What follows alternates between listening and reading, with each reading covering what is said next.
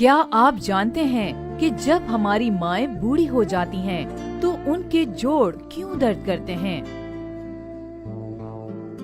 یہ ایک ایسی تحقیق ہے جسے جان کر یقیناً آپ کی آنکھوں سے بھی آنسو جاری ہو جائیں گے۔ جب عورت حاملہ ہوتی ہے، بچے کی نفس سے ایک نلی ماں کے جسم کے ساتھ جڑ جاتی ہے، جس سے وہ اپنی خوراک لیتا ہے۔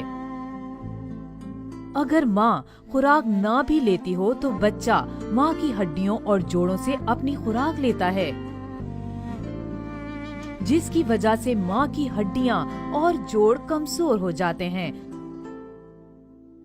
اور جب وہ ماں بوڑھی ہو جاتی ہے تو یہ ہڈیاں اور جوڑ اس کو درد کرتے ہیں۔